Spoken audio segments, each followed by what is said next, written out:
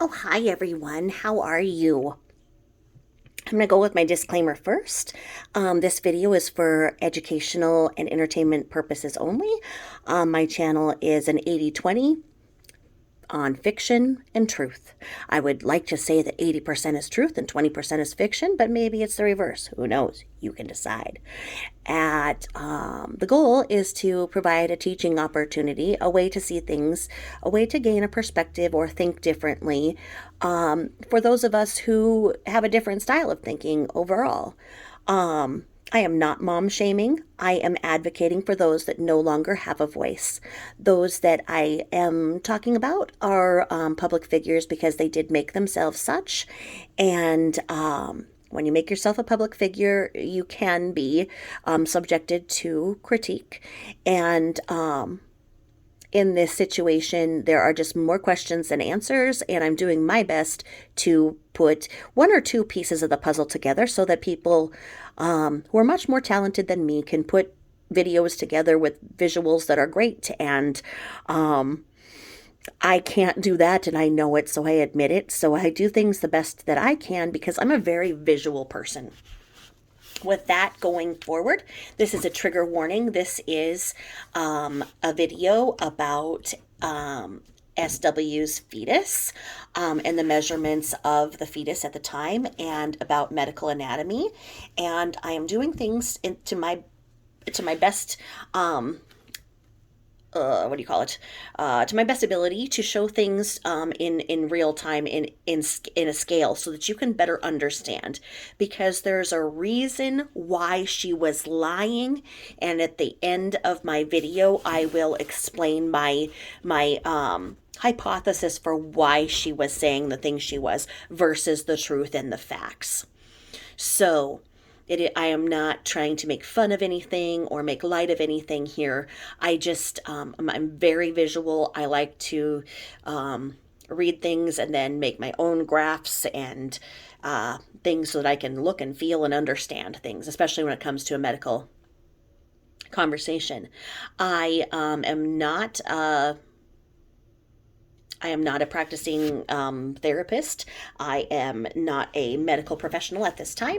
I was in a nursing program and I had to drop out way back in 1996 because back then I was having anaphylaxis to my workplace because I'm deathly allergic to latex and anything latex, whether it's in the air from balloons or from the gloves that we used to have to wear.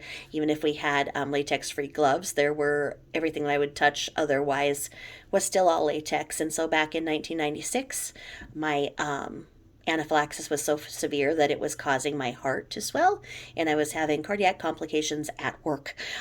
So the anaphylaxis was hitting a whole different level every day, and I had no choice but to sadly drop out of my nursing program and quit my job at the hospital in which I worked in a major metropolis. That being said, when I did work in the hospital, I worked in med surg, I worked in neuro rehab, I worked in oncology, and I worked on the mother baby unit. So, and others, med surg, blah, blah, blah. I get floated a lot. I didn't mind. I like a variety in my life. So, when I'm explaining things, I'm going back to kind of how I saw them, and I'm doing it so it makes sense to you because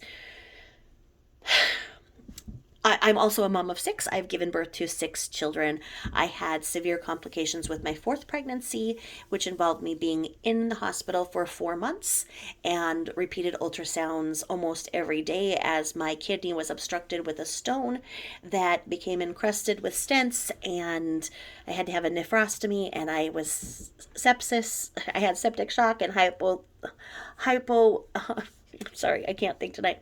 I had hyperemesis, and I had eclampsia and preeclampsia, acute kidney failure, all that good stuff.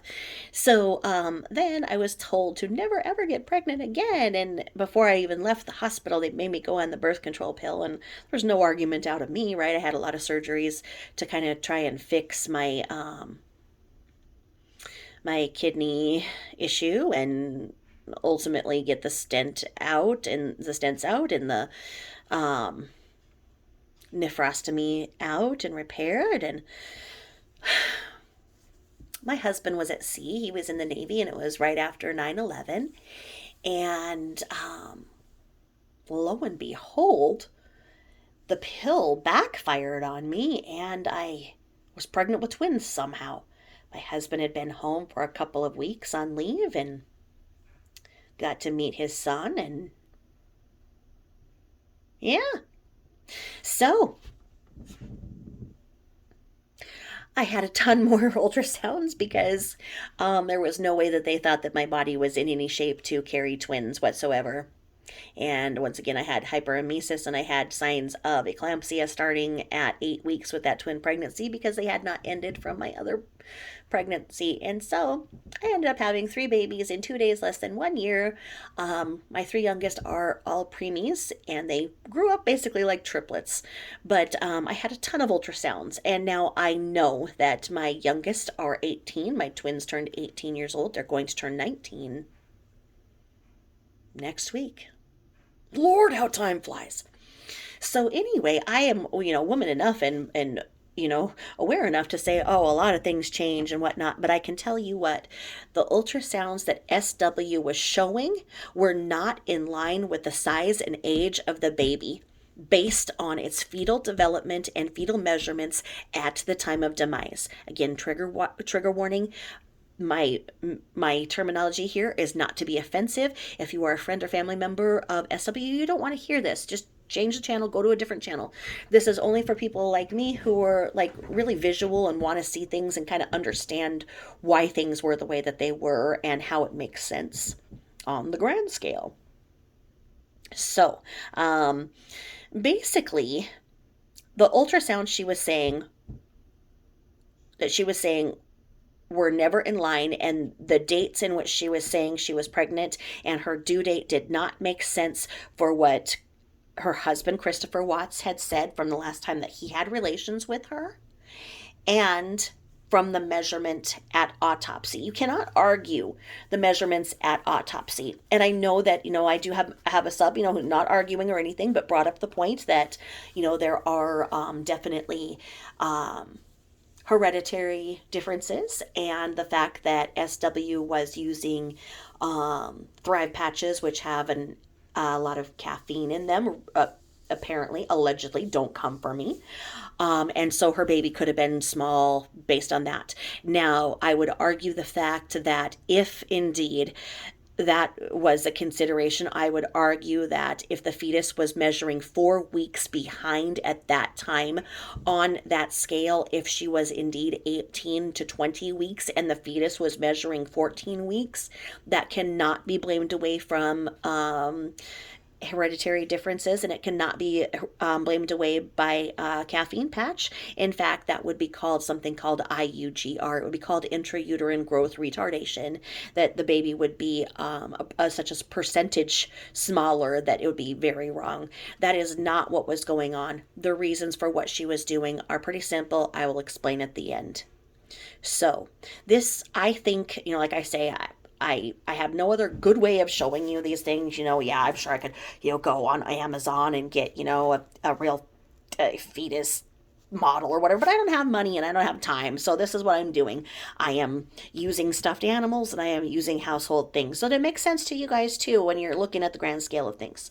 So I have taken the measurements out of the discovery and the autopsy measurements for what they said that the fetus was at that time. Now I am also going to be describing some of the things that were contradictory and sorted out throughout there, so that what I am citing information that I did read on the discovery and the measurements in which I refer to the fetus were all gleaned from the fetal specimens and measurements, all made to scale from those measurements exact. I am not inferring anything here. This is what I'm doing. And again, the medical examiner did cite that the fetus was 14 weeks. Now, let's say this, that a medical examiner is not going to just say, oh yeah, it measures this much, so it's that. No. A medical examiner is going to be able to look at the type of development for that fetus and the anatomical development and whatnot. So when a medical examiner is stating that this fetus is 14 weeks, it is within a very small window of error. Now, all of the ultrasounds that she put forth were fake. I am standing firm in my opinion that they were fake, that they were used from her prior pregnancies and whatnot. There is nothing to prove that she actually went to an obstetrician visit for the pregnancy in which she was carrying. There is nothing to prove that. In fact, there is evidence to the opposite. Now, she does comment, and I have seen the comments now that say that both her OB and her midwife said that she is fine to use those Thrive patches while pregnant.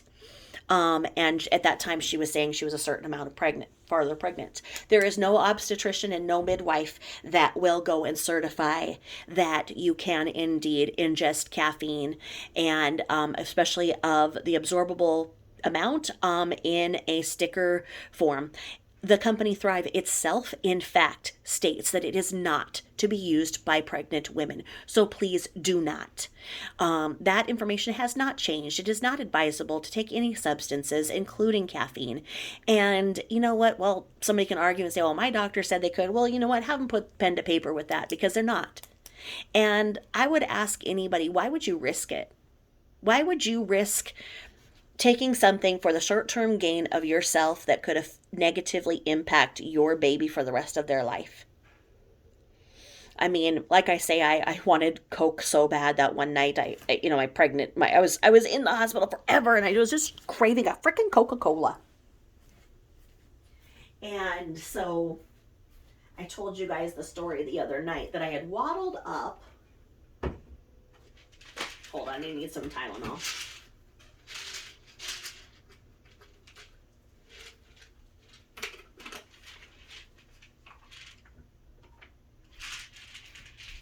I have no secrets from you guys, so Tylenol. Okay. So, I'm getting my surgery for my rotator cuff next week, remember? So, Tylenol it is. Sorry about that.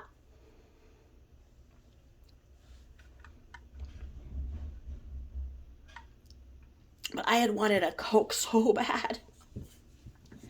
And I was like 28 weeks pregnant with the twins. And I hadn't stood up for a long time. I was on strict bed rest, on a magnesium drip, upside down, reverse Trendelenburg for about 3 weeks, because I had tried to go into labor at 29 weeks with the twins and made it to 3 dilation and lost my mucus plug and everything. So I wasn't allowed to stand up except for to go to the bathroom, but I muddled my huge pregnant ass and got up and put on a robe and went over to the pantry and pushed the little button on the Coke machine and got this little tiny Coke with ice, and it was just perfect, and went to go into my room to just drink it. And what do you know, I walk in and there's a charge nurse and another nurse. They just made my bed all pretty and were ready to go and remonitor me, because they found no humor in me disconnecting my monitors so that I could go and try and get a freaking Coke, and they took the Coke away from me. Oh God. It was just like 3 ounces of Coca-Cola. And I mean, no. And, with a normal, healthy pregnancy, there are doctors that say, you can have caffeine in moderation, meaning, you know what? If you were a 3 latte a day person, cut it to 1. Roughly, ask your doctor. Don't listen to me, but I'm just saying that what I did was I cut back, and I mean, I limited, like 1 caffeinated beverage a day with my normal, healthy pregnancies, my first 3, with my first husband. So, and I had big, huge babies. So there is no doctor I was going to say it. She was not telling the truth. So, and when she was so she went over to North Carolina and spent, um, I can't remember right now, was that 6 or 8 weeks or whatever? But she went over to North Carolina and spent the time with her parents and with, the other Christopher, um, who I believe is most likely the father of pregnancy number 3. Um, and she stated that she had been cramping, bleeding, spotting. When she stood up, she was lightheaded, vomiting, and had not been able to have a bowel movement in 15 days, difficulty sleeping. Yet, when her husband Christopher Watts came, she was desperately begging him to have intercourse. No woman in a high risk pregnancy is going to want to have intercourse given those symptoms. Those are symptoms of an impending miscarriage. So then somebody can hop in and say, well, then that means that she had already miscarried and the baby was in there and it wasn't alive. Okay?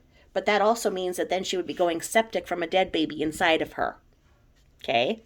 A lot of things you got to watch out for here, because as soon as you think something could make sense, no, medically speaking, it could not make sense. So, a lot of conflicting information. And then she said that she was doing the gender reveal, and she was doing the gender reveal, and she was going to do this gender reveal party, and she said it was a boy, and blah, blah, blah, and all this stuff. And I tracked it down, and I sifted it all out and everything, just like going through a cat litter box, just sifting the frickin' turds and everything out. And for every turd is one of her lies. I am telling you, this woman frickin' lied. And what it turns out to be is that there is no proof to this date that has been made public that her third pregnancy was indeed male. Okay? Now, the fetal specimens were sent off for DNA testing, which would have determined the gender, of which the parents would be given. The parents of the fetus would be given those results. So if those results were indeed given to Christopher Watts, he could share them and say, these were given to me. This proves that this, number 3 was my son. And that it was indeed a boy. There are rumors, yes, that Ronnie said that Christopher got those and whatnot, but we don't know because he wasn't allowed to talk to him beforehand. If we get into the factor that perhaps pregnancy number 3 was not viable and was not alive at the time, then we run into problems as to why Christopher Lee Watts is spending a life sentence, and 2 of those counts are for murdering said fetus. If fetus was already dead. Okay, we get into a lot of complexities here. Oh, Lord, do not fall. The world is shaking as I speak this truth. Anyway, okay, so a lot of complexities that could be argued here, and a good attorney would have argued that, saying, okay, where do we determine viability? How can we prove that this fetus was still alive, given her side effects? Why didn't she go to the doctor if she was having those? Well, in fact, the people that she was complaining about having those very symptoms told her to go to the doctor, told her to go to the emergency room. And she said, I cannot go to the doctor because I am out of network. Okay. She, in fact, worked for a children's hospital. She has stayed for 4 years. She knows damn well that as an adult, and being on your 3rd pregnancy, at least, and of it being a problematic high-risk pregnancy, that there is no way, shape, or form that if she went to an emergency room, wherever she was traveling, that she would be denied. No. And who would even care? I mean, any pregnant woman would give anything they have to save their baby. You know what I mean? If you want this baby and you're having these symptoms, you don't care about insurance. That's something that they'll figure out later. You want to stabilize that baby. You don't care about that. Let me tell you. Because when I started having weird feelings with my 4th pregnancy, I was in Cabo San Lucas, Mexico, enjoying my timeshare with my sister and my aunt. Well, my husband was over there in the remnants of 9/11. And I started not feeling so good and something wasn't right. I got on the next flight out of Mexico and got home. And it was a good thing that I did because I had an obstructing kidney stone, and what do you know? So she said that she could not go because of that. Now, the first ultrasound that she sent out and was sending it, and she sent it to Ronnie and Sydney and blah blah blah for Father's Day and all that, and was saying, oh, this time it's a boy. That's where some of that came from. That ultrasound is not accurate to where she was in the pregnancy. Again, she was stating that she was 1 month ahead, whether she grabbed an ultrasound from Cece or whatever, because, of course, on the ultrasound you can argue and say, well, it says the women's clinic that she was going to, and it says this, and it says Shanann Watts, and it says that. Yet you don't see the whole thing put together with a date that lines up with the fetus date, and estimated date of conception being correct. You don't see it. There is a lot of stuff, and this woman lied, and she had detractors, and she had all kinds of things. She was almost as good of a liar as her mother. I mean, and the two of them, they did some damage to some men. You think it was a coincidence that her dad drank? Why did he drink? What drives a person to drink? So much stress in the home, and when they're not listened to, and when they're being emasculated. What drives a man to blow up and snap and murder his whole entire family and his wife? So many lies. Every single cent that he had made was being put into vacation so that she could lie and say she was making this much money and not making the house payment, so that the house was going to go into foreclosure and they were going to end up homeless. And she's pregnant with another man's baby, possibly for the second time, if rumors are true. Huh. What makes a person snap? There are some things you shouldn't do.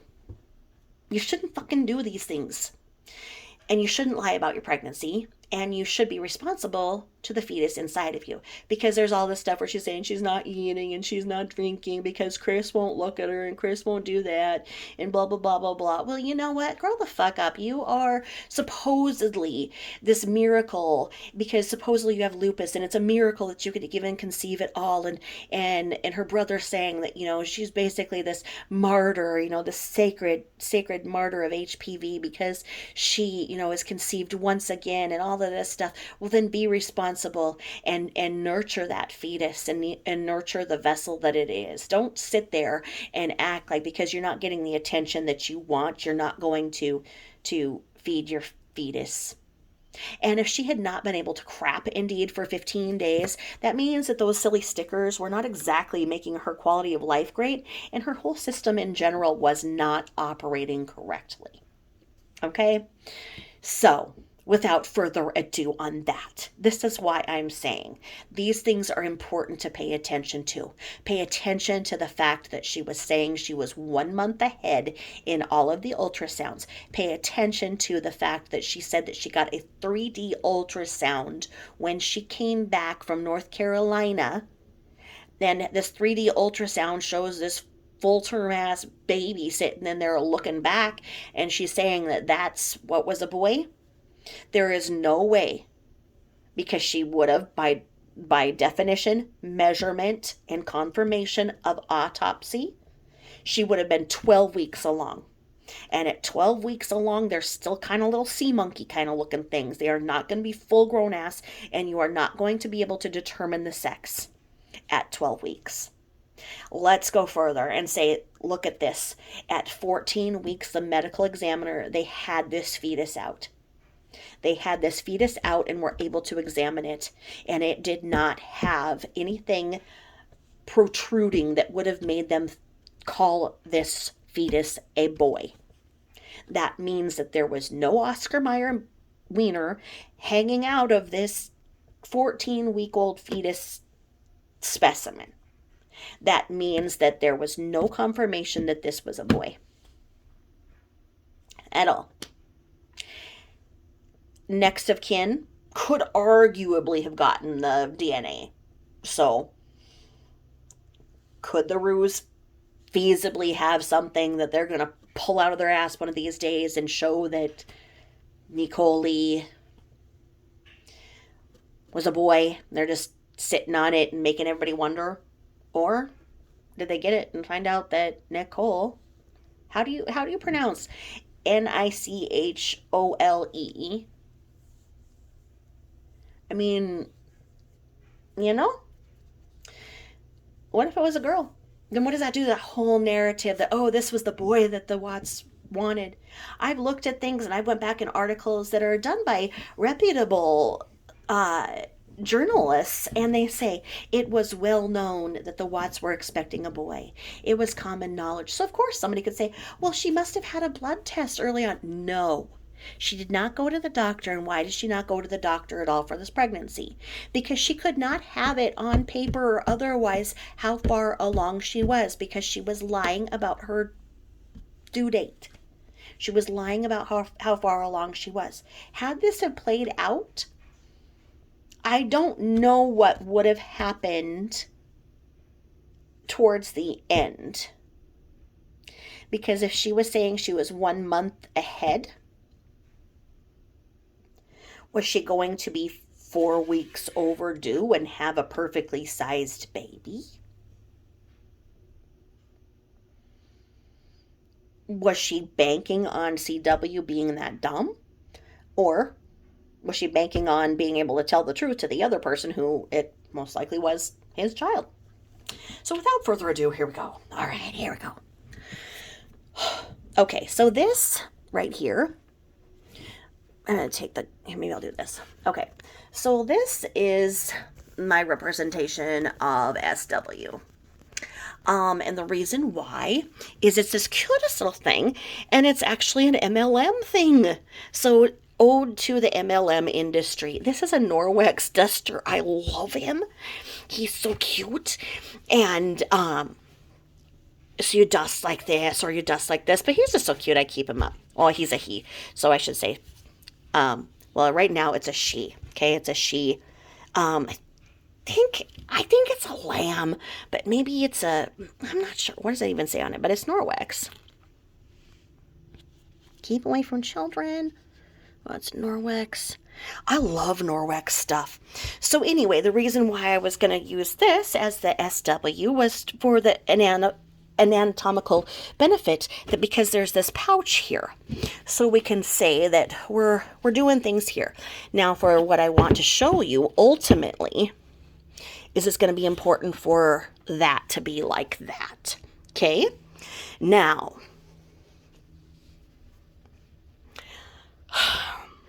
the autopsy stated when they took SW, here's SW on the autopsy table, okay? What they said here when they were doing their exam is they said that her, we'll take that out, I guess, for the moment. They said that her genitalia was normal in appearance on the outer levels, but the inner part was protruded and in fact, not existent. So you're going, wait, where's the baby, right? Because you're going, okay, what is going on here? Because if, you know, we're here, we're to the point where the medical examiner is, you know, looking up and with a speculum and saying, okay, her outsides are fine. So we're going, okay, the outer genitalia is fine, but the inner part is protruded. So here is, and this is, you know, almost made to scale from what I've done here. So you take what kind of a yogurt container? This is a 24-ounce yogurt container. And essentially we're going to go here because this is going to give us a good representation of a cervix. Okay, so cervix at its full dilation is 10, and it's like, what, 10... So we're going to get, not 10 inches, but, so we're going to go here. I don't have a, let me see. Can we go here and go centimeters?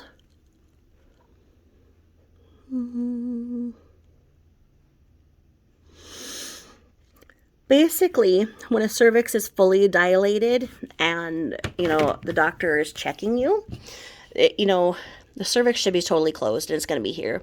And then it goes up. And so when you know, you're giving birth and they're checking, they're feeling around in here and they can strip your membranes in here. Okay. And ultimately when the cervix is ready to give birth, you are going to be about, I mean, this would be great if we were dilated like this, and remember, these are all soft tissues we're talking about.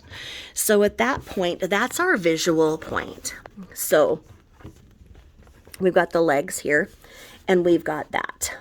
That's how things should have been if they were intact. Okay? They were not. So they did not understand what had happened because so this is the cervix. If we go here, let's go smaller and say that this is the vagina. The vaginal vault would be here. So we're talking inside this container up to the cervix. Okay? So when they looked inside the vaginal vault, they did not see up to the cervix and up into the uterus. With that being said here, this would in fact be the uterus that we would expect to find this inside of. So if this pocket were to go up, we would be, this is kind of like giving birth, like, if you could put this inside of that, that's kind of what giving birth feels like. But if we were to put that inside there. So what they found is they found Shanann with a white sheet like this, okay? Now this white sheet had a massive amount of sandstone, and like the color of the dirt was almost this color. That threw things off because initially they thought there was all this blood and everything, right? And they weren't really able to see what was going on. When they held up the sheet and shook off the dirt was mainly this color. So they shook off the dirt. So then they didn't have this whole solid color. Once they shook off the dirt from the sheet, they were able to see the bloody show. Bloody show is also another term for bag of waters, amniotic fluid, okay? And in that area where they found all of the wetness and stuff over there, because remember, we're talking about Colorado. We're talking about Colorado mid to late August. We're talking about heat that can mummify things. So although Shanann had only been there for a couple of days, in reality, the heat had taken its toll. And the membranes, the bag of waters that was over here on this sheet, had mainly dehydrated. And so did a lot of what the fetus and the placental disc was and whatnot. Now, that does not take away from the measurements and the structures that the fetus already was. Okay? So now that Shanann's aspect of the autopsy is over, and we are here and we are examining the sheet. They found the sheet, and the sheet is visible, and that was the top sheet to the bed of the Watts. Beautiful bed set. So it is believed that SW was indeed wrapped in that. So after she was unalived, most likely in the process of her beginning to break down, the contents of the baby, the water, bag of waters, the placental disc, and the umbilical cord were expelled. Okay, so this is why we have Shanann and we have this separate. This went out. So when they went and they found all of this and they identified all of these structures, and I'll show you what's inside here in a little bit, then we are able to say that, you know what, once this is all identified, SW is actually okay. And what we can see in her was actually just fine, that her structures were fine, that what they saw protruding was not some type of anomaly. It was that her body had expelled everything in the vaginal vault. Okay, so the vaginal vault itself was there. Her internal genitalia was there. Okay, so now we're going to take this out and do this to scale. So with this, I'm going to try to do it this way. Okay, so now this was something that I described in another video, and I described the fetus and its measurements itself, not to this point. This is now my more advanced diagram and what we are dealing with here. So again, that's the vagina. This is going up, and this is our cervix. So we have our cervix. Now, the contents of the baby, the umbilical cord, the fetus, and everything would have been almost full to scale to this 24-ounce yogurt container. That internally, that's what you would be at with a 14-week fetus, and what you would be showing as. And, you know, and that's, you know, in your body, and a woman who's been pregnant before knows how she looks when she's about 14 weeks pregnant. And I have no hips or anything. I just go straight. I'm like straight. I have no curves. So I went straight out when I was pregnant. So I'd be like hanging out like this. Some people, you know, like SW, they have, you know, hips for baby making and hips for all that kind of stuff. So she could conceal a pregnancy, or she could push it out. And in many ways, you could see that she could push it out when she wanted to, or she could conceal. Much like her in general, her personality. Anyway, I digress. So this is important because this is the whole encapsulation of what they expected to find inside of her. And as they didn't, because it was out and it was drying up, this is what we have. Okay, so behind here we have the uterus. So then this becomes our uterus instead of the vagina, the vaginal vault. We're going to put this over here, and this is the uterus. Okay, contents of. Now when we look at this, we're looking at it in opposite, of course, because if we want to do this really quick, I'll show you how this would have been. Because here's the cervix, and this would have been on the other side, and the umbilical cord and the baby would have been in here to scale. Okay? So what we have here is, once again, she's over here, and we're now studying our fetus. So uterus, here's the cervix, and here's its cervical dilation. Okay. Now what came out of this was the abrupted placental disc.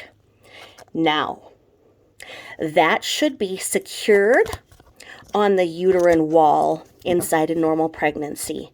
It was not. It was indeed outside on the sheet and drying up. Okay. Now, this was the size and length to scale exact of the umbilical cord and the umbilical cord. Look at that. Must have been moisture in my old yogurt container when I shut it. The umbilical cord was 17 centimeters. So the cord is this ribbon. Okay?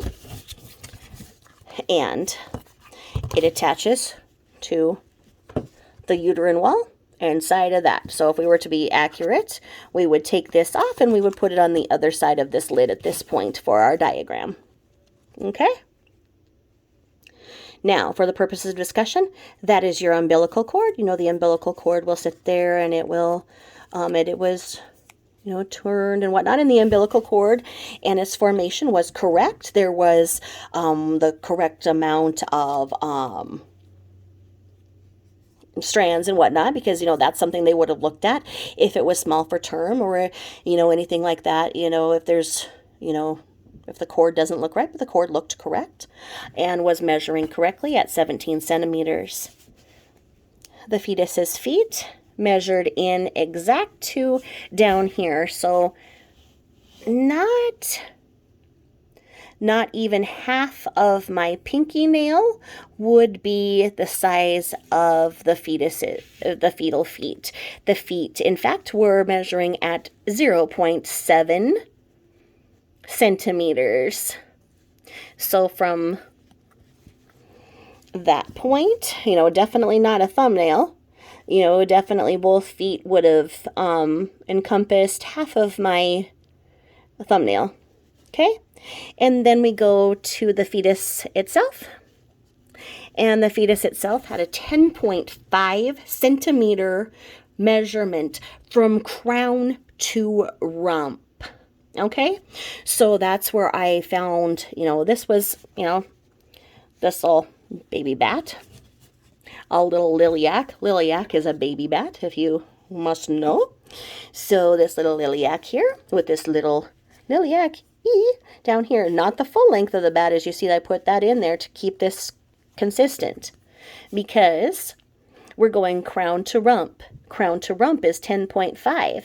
And then, with that being said, if the feet themselves were here, then we would have, little bent legs here, and we would have the crown to rump here, and we would have legs and feet. So that is exactly where we would have, and that fits in right there. So the top of your 24-ounce yogurt container would fit that. So where I was saying it with the membranes and fluid and everything, then yes, that would indeed, all fit in here, which with the vaginal vault, the entire anatomy, I'm not saying that, a vagina is this large. You know what I'm saying. So anyway, that is what I am saying, and exactly how far along she would have been, and exactly the size of the baby, and how we are looking at things. Now, we can go to something a little bit more palpable, and they have these cute little pumpkins right now for Halloween at the Dollar Tree. So, without cat hair, how about some cat hair there? We could kind of say that that's almost to scale. If we were to say right here, and with the umbilical cord then being the stump of the little pumpkin, we could say that too. Okay? Because that gives us that fullness here. And so I would say maybe half of this pumpkin would be accurate. So what we could do here is, in fact, for our visual, we could go back and you're giving birth here. Let's see. We could maybe go here. There we go. Okay. So we could say that anatomically, in comparison, there you go. You've got a little baby bump of 14 weeks. You're entering that second trimester. And I know in her thing, she was telling her friends, what starts at 15 weeks? What could this be? And she said that she was 18. I know that she wrote all those things, but they're not true. You cannot argue the measurements found on the autopsy. They have no reason to lie. Okay? So if that kind of puts it in better terms for you right now with the pumpkin versus the yogurt. Okay? Either way, so if we give birth here, give birth right there, and we can put this pumpkin inside. That works. Very much so. Okay? So, with further things, maybe we could do that. And I just kind of refer there Let me go there. We could do that. Okay. Now, what is the significance of all of this? Okay. Well, on July 18th, 15th through the 18th, right in there. What do we have? We have a 14-week fetus.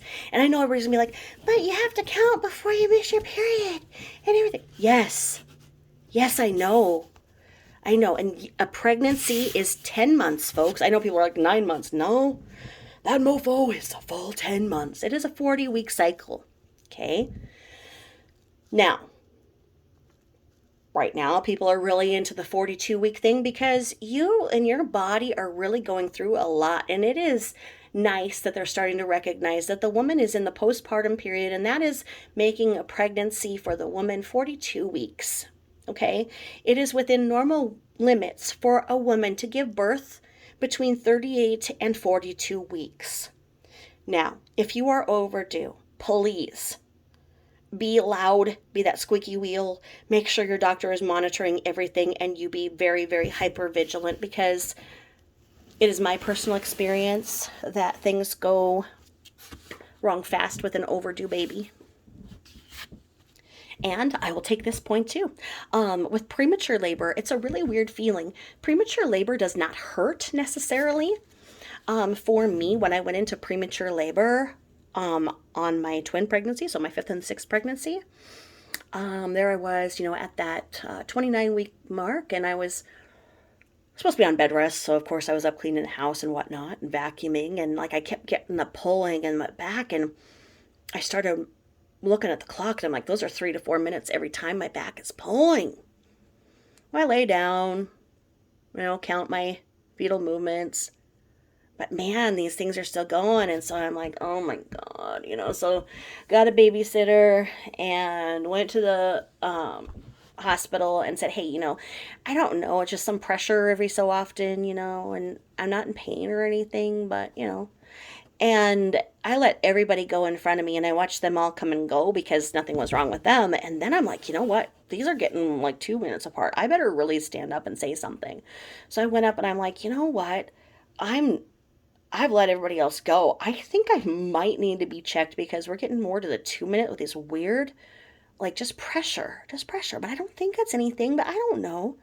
Yeah. So then the nurse examined me, and boom, she called from the room, the whole entire team, and boom, I was put upside down and started on magnesium, and they were pulling out, the mucus plug and everything, and the blood and the stuff that was already in there. My bag of waters had not broken, but the plug had, and I was dilated to a full and solid 3 by that time. So I had to be upside down. It's called reverse Trendelenburg, not fully upside down, but you're like at a tilt. So your head is lower than your feet to try to get those babies to stay back in there. And I had to be on that until I could not handle it anymore. I think till 32 weeks, and I was just like, kill me now. Just kill me. And I ultimately was able to hold the babies in until 35 and 5, which is a good thing for the twins. And my boy twin was having a stroke, and he was not even considered to be looking alive at that point. So we thought that we had lost him at that point. So I'm very, very, very, very blessed to have my boy twin.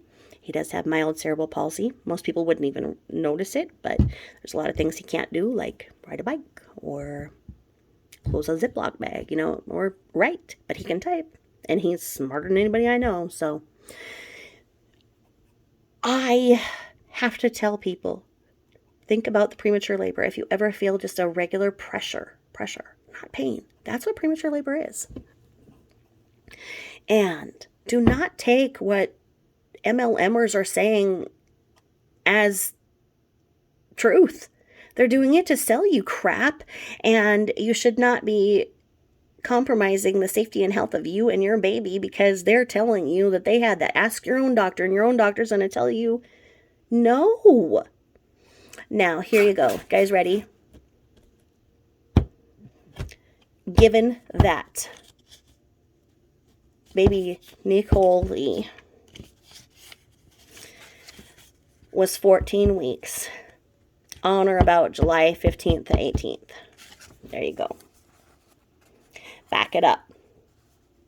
10 weeks. Oh, this is what I gotta say. Yes, I know. It's a full 40 weeks. So yes, the 14 weeks includes the 2 weeks where you don't know you're pregnant. So we're starting on the 40-week schedule. Don't come for me. Means at the 10 weeks, June 18th, she would have been about 10 weeks. May 18th, she would have been about 6 weeks. And that's right about the time when a woman finds out she's pregnant. We back it up to 4 weeks there. So the egg would have been 2 weeks old, and that's when the estimated date of conception came in. That would put her at April 18th-ish in that window. She's got that 2 weeks of fertility in that. And where was she at? She was in NOLA with CM for the Thrive Convention that she left her husband and the kids at home for. That is, in fact, why she was lying about how far ahead she was. According to CW, I have found, and I know people are going to come from, where did you see that? Whatever. You know what? I don't have time to do the investigating for you all. My thing can just be like a TV station. If you don't like it, just go to another station and believe what you want. But I do find these things, and when I find them, it makes sense. And it's the only thing that makes sense as to why she would have said she was ahead. Because ultimately, in one of the interviews, CW said that the last time that he had relations with her, with his wife, was in March, before they started their separation. Their separation started around March, and that was the last time that he had remembered being intimate with her. Okay? Get it? In order for her to convince CW that it was his child, she had to say that she got pregnant in March.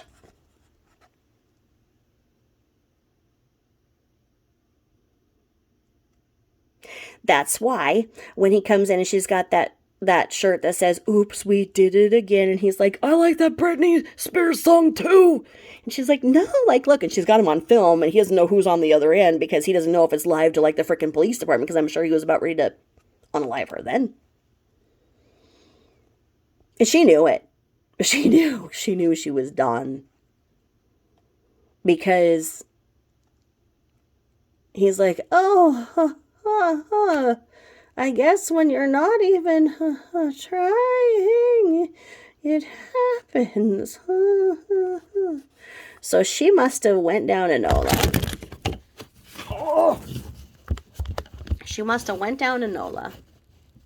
Not brought that box of condoms that she usually has for when she has relations with CW.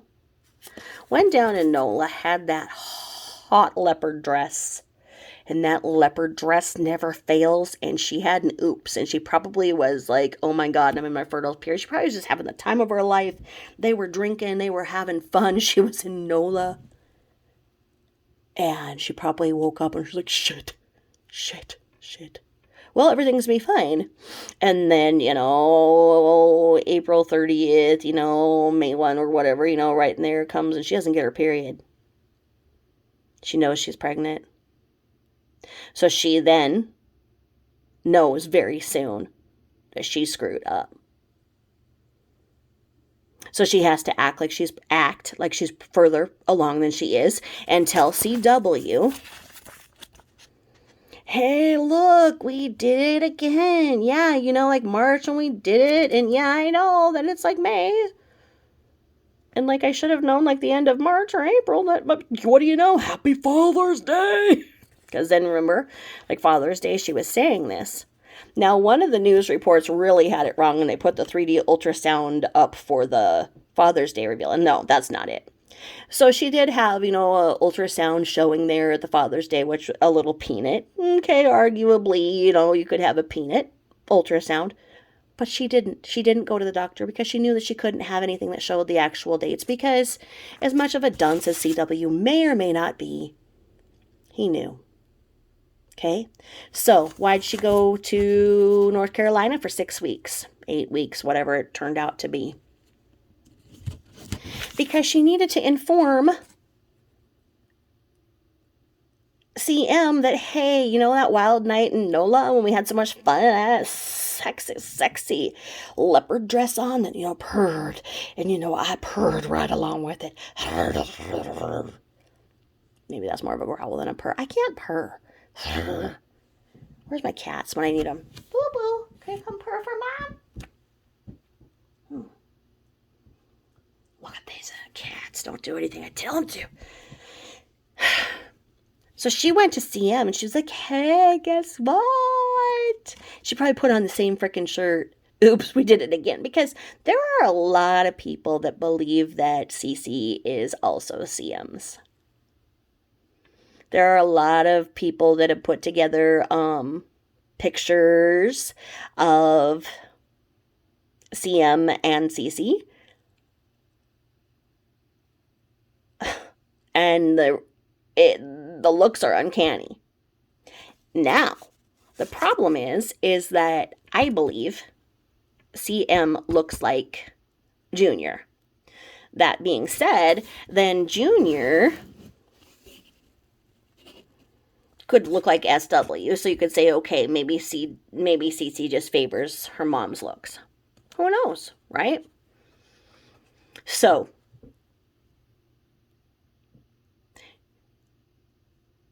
all of the things that she wrote, all of the things about not being able to go because she's out of network and all of that, it was because she could not. If she would have went, in North Carolina and went, she didn't have those symptoms. No, number one, there is no woman who would have those kinds of symptoms and not go to the hospital. I'm sorry. But then there was the one thing where it said that the doctor wanted her to go in for fluids. Yeah, what doctor? Because I wonder. Because did she just call a doctor? Did she just call a doctor and say, yeah, I'm like pregnant. I'm like, I have not shit in 2 weeks. And every time I stand up, I feel like I'm going to pass out. I have this horrible headache. I am lightheaded. I am dizzy. I am cramping. I am spotting. I am bleeding. I don't feel very good at all. And I look really bad. What doctor on any planet would not say, go to the nearest ER? You may need hydration. They're going to say go to the ER. So if she in fact did call a doctor because she said the doctor wants her to go in, why did she not? Why did she not follow medical advice? If the medical advice that she follows says, yes, you should put silly stickers on that contain unknown substances that make y'all jack the fuck up, you don't do that to a forming fetal heart. The fetal heart is so tiny, like a little lizard heart in there. You don't do anything to jack it up. If those stickers were making grown adults of, oh shit, what size was NA? Frick. If they were enough to jack her up, her size of her heart, what would that do to a fetal heart? It would not be good. There is so much that can go wrong when a little baby is being formed. Why chance any of it? You shouldn't. It's not advisable. And it's not true what she was saying. And it bothers me because there are so many people out there, even today. Even today, I can go and I can find 100 people out there right now that say that SW is their mentor and they want to be just like her and that she was the best mom they ever saw and they wish that they could be more like her. And in fact, they are trying to be like her in everything that they do. That's scary, my friends. As older, wiser women, we need to speak out and speak up about these things that are not wise. Because if they do these kinds of things, they can have children born with a varying degree of problems that will affect the whole family and that child the rest of their life. These are not joking matters, and I don't care if it offends so-and-so and whatever. You know what? Bottom line is that I see people on Instagram too, and I see these cute little families, and I think they look picture perfect too. And by golly gosh darn it, when I first saw SW and CW and that family coming across the magazines and every grocery aisle. I thought, that frickin' spineless bastard, give me 2 minutes with him. That beautiful lady, pregnant, and the pregnant women, that's the time when domestic violence is at its highest. And being that this is Domestic Violence Awareness Month, I must mention that too. And I was just like, oh gosh. And those babies, who would kill those babies? What a frickin' monster. I thought it too. What if I would have seen SW come across my feed on Facebook? I would have fallen in love with her. I would have thought she was wonderful too.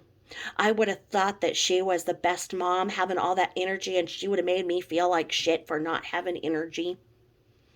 And I too would have been wanting to be just like her. And I probably, had I had enough money, bought the damn stickers too to try to get my ass out of bed and be a better mom. Because I couldn't do what she was saying she was doing. But that's just it, folks. She was saying it. She wasn't doing it. There was no proof of her ever doing anything. Her house was immaculate because she didn't let the kids move around freely. She controlled everything they said, ate, and breathed. She controlled their fluid intake so that they would not pee that much through the night, so as not to inconvenience the 6:30 p.m. to 6:30 a.m. schedules. And don't fuck with the noon to 3 naps either. Hence what happened to Cindy Watts, which led into nut gain. Okay? This is not a woman that we should be letting impressionable young women want to be like. Had I have seen it, and I would have seen this, and like I say, in a fleeting thought, I did. And for a while I did. And then all it took was for me to just look a little bit more. And once I started selling a couple of MLMs, she came to mind. Like, wow, I know she was really successful. What did she do? And I'm like, wait a minute. How does she have that much money to do this? Like, because you have to have this much to do this much. And then I saw that she was a stay-at-home mom putting the kids in daycare. And that's how she was doing it. And that didn't make sense to me. And I was alone with my thoughts. And ultimately, some creators, and that honey badger, I must find honey badger. Honey badger, come to me. Because when I heard honey badger speaking on another channel, I was like, wow. She knows what she's talking about. And I know what she's talking about because I know plenty of people who look picture perfect. And I know damn well they have a backstory. I know their backstory. Even now, I see people out there that I see you all just fawning over. They're not telling you the truth. Not at all.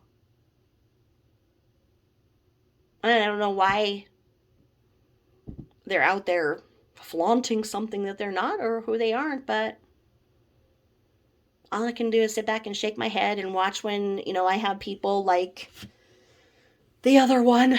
Like I say, this is not an airport. You do not have to announce your departure. Because you guys might have seen that we lost one of ours last week who put on there after I, said that, hey, I had made a mistake in judging another creator, and I was remiss, and I needed to look a little more carefully about what I hear and form my own opinions. And I got that person who said, I am unsubscribing. And okay. I mean, when you see something that you don't want to watch on the channel on your TV, do you call up the cable company and be like, take that channel right off my cable bill? No, because that channel is going to have other topics and other things that you previously liked or that you might want to hear in the future. There's enough room for all of us to advance. There's enough room for all of us to have our own channel. We should not be fighting against each other. And there's no reason to lie about who you are and what you're doing. To step on another creator's neck to make yourself look taller.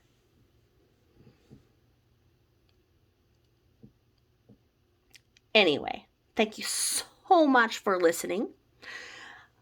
I hope that I did not offend anybody. If I did, I am sorry. I am just a very visual person, and I must have things out there so I can look, touch, feel to understand what something is saying. Okay? And with that, I will close, and I will thank you for all of your love and support.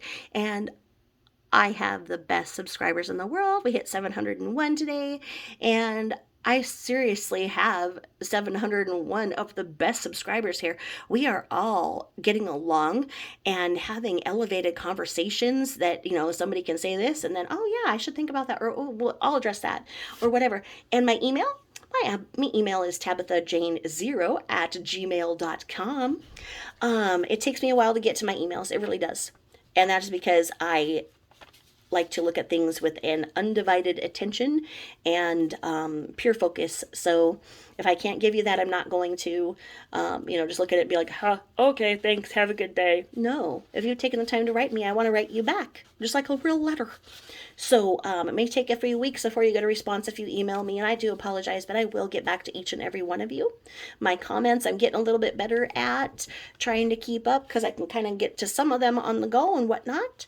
And it's just so nice to see the kind things. So when you guys do, push through and you push a kind thing through, please know I love every single one of you, and those things are just beautiful to me and just music to my soul. So thank you all for being along, and I hope that this gives you a little bit more of context and an understanding of what some of those measurements really do translate out to be. And I will close now. Thank you. Bye-bye.